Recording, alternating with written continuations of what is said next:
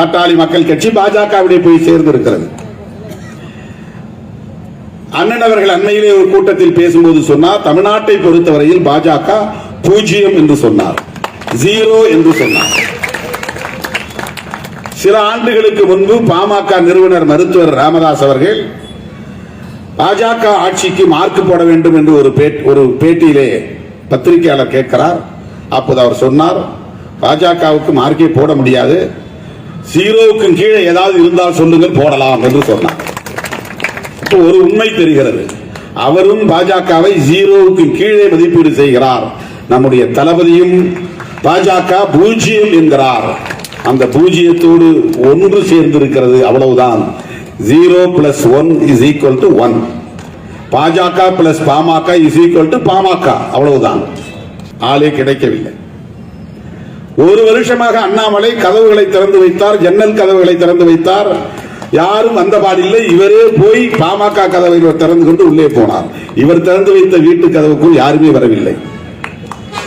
இவராக போய் பாமக கதவை திறந்து உள்ளே போய் பார்த்து தூக்கி கொண்டு வந்து விட்டார், ஹைஜாக் பண்ணி கொண்டு வந்து விட்டார், அள்ளி கொண்டு வந்து விட்டார். திமுக கூட்டணிக்குள்ளே வருவதற்கு பாமக முயற்சித்தது, யாரும் மறுக்க முடியாது. ஆனால் தலைவர், தமிழ்நாடு முதல்வர் தளபதி அண்ணன் ஸ்டாலின் அவர்கள், முத்தமிழறிஞர் கலைஞர் என்கிற புலி ஈன்றெடுத்த புலிக்குட்டி, அவருக்கு பிறந்த பிள்ளை. தாய் 8 அடி பாய்ந்தால் குட்டி 16 அடி பாயும் என்பார்களே, அப்படி அவருக்கு எதையும் உற்று நோக்குகிற, மதிப்பீடு செய்கிற ஒரு ஆளுமை இயல்பாக இருந்ததால் எந்த ஊசலாட்டமும் இல்லை. கண்ணு கெட்டிய தூரம் வரையில் எதிரிகளே இல்லை. இன்னும் யாரும் அப்படி உருப்பெற்று வரவில்லை. யாரும் ஜெயிக்க போறதில்லை. இந்த ஓட்டு என்ன நோக்கம் அவர்களுக்குன்னா, தமிழ்நாட்டில் மக்கள் திமுகவுக்கு எதிராக இவ்வளவு பேர் எங்களுக்கு வாக்களித்திருக்கிறார்கள் என்று சொல்லுவதற்கு முயற்சிக்கிறார்கள். மோடிக்கு தெரியும், அந்த கூட்டணியிலே சேர்ந்திருக்கிற பாமகவுக்கும் தெரியும், வாங்கி இருக்கிற 10 தொகுதிகளிலும் தோற்க போகிறோம் என்பது பாமகவுக்கு தெரியும். தோற்பதற்காக 10 தொகுதி தெரியும். ஆனா அந்த ஒரு கட்சி மட்டும் மாம்பழ சின்னத்தில் வாங்க போறாங்க. அந்த 10 தொகுதி அல்லாத பிற தொகுதிகளில் அவருடைய ஆதரவாளர்கள் தாமரை சின்னத்திற்கு வாக்களிப்பார்கள். அந்த வாக்குகள் சமூக வாக்கு வங்கிதான். பாமகவுக்காக போட போற வாக்குகள் சமூக வாக்கு வங்கி. அந்த வாக்குகளையும் தங்களுக்கு விழுந்த வாக்குகளாக காட்டிக்கொள்ள போகிறது பாஜக. இவர்களுக்கு என்று ஒரு ஓட்டு கூட தாமரைக்கு விழாது, மோடிக்காக விழாது. இவர்களின் நோக்கம் என்ன? வெற்றி பெற முடியாது. எதற்காக தேர்தலில் நிற்கிறார்கள்? தமிழ்நாட்டில் திமுகவுக்கு அடுத்த பெரிய கட்சி பாஜக என்று காட்டிக்கொள்ள வேண்டும். 2024 ஒரு 7%, 8% அல்லது 10% வரையிலும் வாக்குகளை வாங்கி காட்டிவிட்டால் 2026 திமுக வெர்சஸ் பிஜேபி என்று இருதுருவ அரசியலாக தமிழ்நாட்டு களத்தை மாற்ற வேண்டும் என்பதுதான் அவர்களின் நோக்கம். நிச்சயமா இந்த தேர்தலில் பானை உடைக்கப்படும், பானை உடைஞ்சிடும்.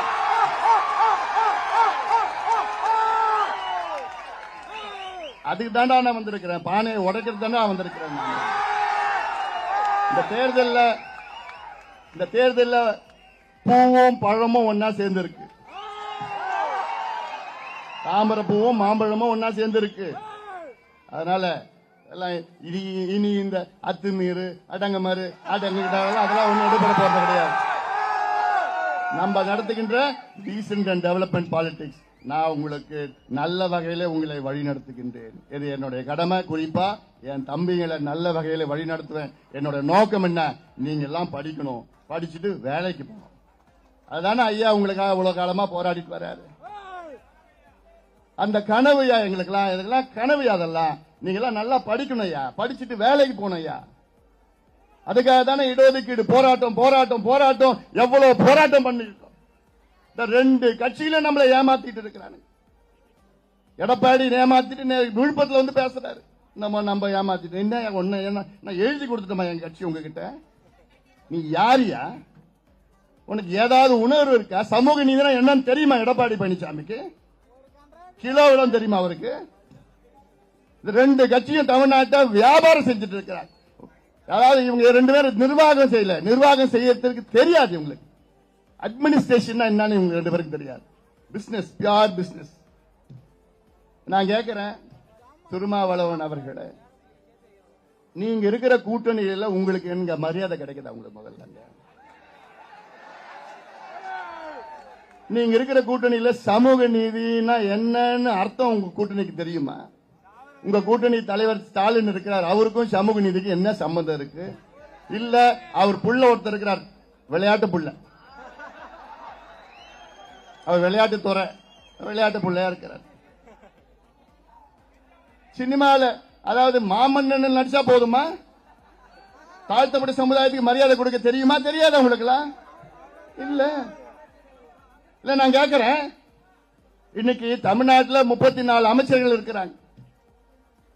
34 அமைச்சர்கள், அது முதல் அமைச்சர் ஸ்டாலின் அவர்கள். அதுல 3 தாழ்த்தப்பட்ட சமுதாயத்தை பட்டியலினத்தை சார்ந்த 3 அமைச்சர்கள் இருக்கிறாங்க. இப்போ ஒவ்வொரு அமைச்சருக்கும் ஒரு புரோட்டோகால் இருக்கும். இப்போ முதல் அமைச்சருக்கு வந்து நம்பர் 1 புரோட்டோகால், இரண்டாவது அமைச்சர் துரைமுருகன் அவர் பொதுச் செயலர், 2வது புரோட்டோகால், 3வது ஏவா வேலுன்னு நினைக்கிறேன். அது மாதிரி ஒரு புரோட்டோகால் இருக்கு ஒவ்வொரு அமைச்சருக்கும். ஆனால் தாழ்த்தப்பட்ட சமுதாயத்தை சார்ந்த 3 அமைச்சர்கள் என்ன புரோட்டோகால் தெரியுமா?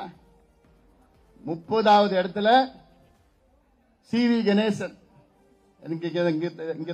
ஊர் அவரு திட்டக்குடி, அவர் வந்து எப்ப எதுல வர்றாரு? 30வது இடத்துல வர்றாரு. அடுத்தது 33வது இடத்துல அவரு என்ன வேந்தன், அவரு மதிவேந்தன். எவரு? 33வது இடத்துல மதிவேந்தன். அப்புறம் கடைசி இடத்துல 34வது இடத்துல கயல்விழி செல்வராஜ். 34வது இடத்துல. இதுதான் நீங்க மரியாதை கொடுக்கிறது? என்னமோ சமூக நீதி பத்தி பேசிட்டு இருக்கிற 34 அமைச்சர்கள் கடைசி 4 இடத்துல நீங்க பட்டியலினத்தை சார்ந்தவர்களுக்கு நீங்க புரோட்டோகால் கொடுக்கறீங்க. நீ சமூக நீதி பத்தி பேசுறதுக்கு உனக்கு என்ன தைரியம், உனக்கு என்ன அருகதை இருக்கு? நீ அந்த கூட்டணியில் தானே இருக்கிற, நீ கேட்க வேண்டியதானே?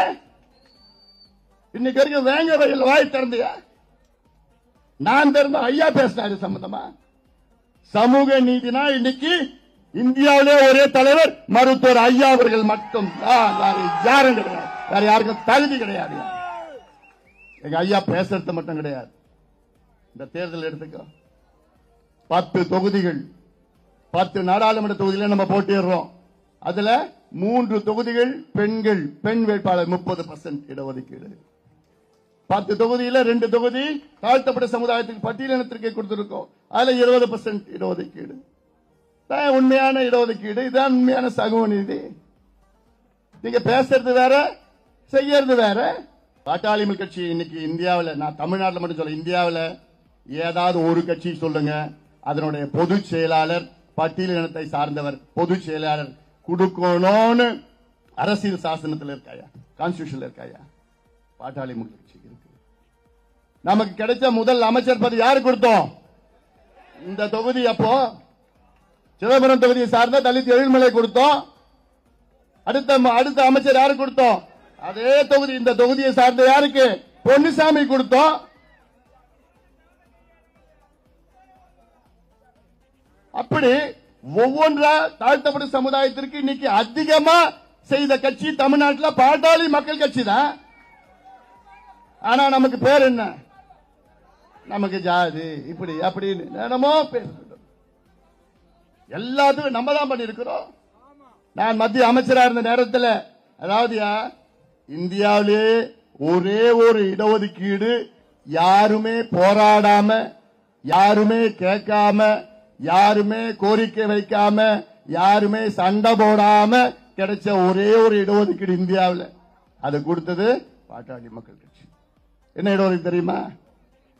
நான் மத்திய அமைச்சராக இருந்த நேரத்தில் ஆல் இந்தியா என்ட்ரன்ஸ் எக்ஸாம்ல தாழ்த்தப்பட்ட சமுதாயம் மற்றும் பழங்குடி சமுதாயத்திற்கு எம்பிபிஎஸ் மற்றும் பிஜி எம்பிபிஎஸ் பிஜி சீட்ல இடஒதுக்கீடு கொண்ட கட்சி கொடுத்த கட்சி பாட்டாளி மக்கள் கட்சியா? நாங்க கொடுத்தியா? எங்களை யாரும் போராட்டம் பண்ணல, கேட்க கூட இல்லை, நாங்க கொடுத்தோம். ஆனா நம்ம இடஒதுக்கீடு எப்படியா? நம்முடைய காடு வெட்டியார் தலைமையில் எவ்வளவு போராட்டம் பண்ணோம், நம்ம ஐயா தலைமையில் எவ்வளவு பேர் நம்ம இழந்தோம். ஒரே நாள்ல 21 உயிர்களை நம்ம இழந்தோமே. ஒரே நாள்ல 20 விழுக்காடு இவங்க என்னமோ நாங்க கொடுத்தோம்னு சொல்லிட்டு இருக்காரு. அப்போ எங்களுக்குள்ளையும் நீ கொடுத்தியா? எங்களுக்குலாம் நாங்க வாங்கணும், சண்டை போட்ட. இப்ப இந்தியாவுக்கு சுதந்திரம் யார் வாங்கி கொடுத்தா? யார சொல்றோம் நம்ம? மகாத்மா காந்தி. ஆனா யார் கையெழுத்து போட்டா? Lord Mountbatten. அந்த கையெழுத்து போட்ட ஸ்தானத்துல தான் திமுக, மகாத்மா காந்தி ஸ்தானத்துல தான் எங்களுடைய மருத்துவர் ஐயா அவர்கள். நாங்க போராடணும், இன்னும் போராடிட்டு இருக்கோம். இன்னும் எங்களுக்கு கிடைக்கல. என்னையா நாங்க கேட்டோம்? பின்தங்கிய இருக்கிற சமுதாயம் இது. இது படிக்கணும், வேலைக்கு போகணும், அதான் அது கேட்கறது தப்பா? 57 வருஷமா 2 பேரும் ஆட்சி பண்ணிட்டு இருக்கீங்களே, இதுவரைக்கும் உங்க மனசாட்சி ஏதாவது ஒண்ணு இருக்கா? அது செய்யணும் என்ன இருக்காயா? உதயநிதி ஸ்டாலின் தர்மபுரியில வந்து பேசுறார். எங்க அப்பா சட்ட போராட்டம் பண்றாராம். எதுக்கு? வன்னியர்களுக்கு இடஒதுக்கீடு கொடுக்கிறது. ஏதோ சும்மா விளம்பரத்துக்கு நாங்க பண்றது, அரசியல் பண்றது உங்களுக்கு நல்லா தெரியும். அதில் இந்த தொகுதியினுடைய நாடாளுமன்ற உறுப்பினர் திருமாவளவன் அவர்கள் இந்த தொகுதிக்கு ஏதாவது ஒன்று செஞ்சிருக்கிறாரா? ஏதாவது ஒரு துரும்பு கிள்ளி போட்டிருக்கிறாரா? இந்த வந்த பிரச்சனைகளுக்கு ஏதாவது ஒரு தீர்வு கொண்டு வந்திருக்கிறாரா? வீராண ஏரி தமிழ்நாட்டிலே மிகப்பெரிய ஏரி, கிட்டத்தட்ட 1.5 டிஎம்சி கொள்ளளவு கொண்ட ஏரி அது. அது இன்னைக்கு வரைக்கும் தூர்வாரப்பட்டிருக்கிறதா? அது மட்டுமில்ல, அது சுத்தி இருக்கிற பகுதியில் பாளையங்கோட்டை நிலக்கரி திட்டம்னு ஒண்ணு கொண்டு வந்தாங்க. அப்ப முதல் குரல் கொடுத்தவன் யாரு?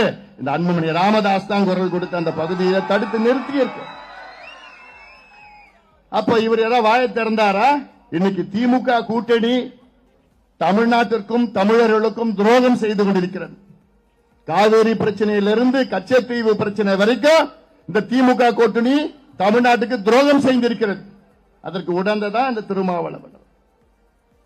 இது இந்த தேர்தல் வந்து ஏதோ 2 ஜாதி பிரச்சனை கிடையாது, இது 2 சமுதாய பிரச்சனை கிடையாது.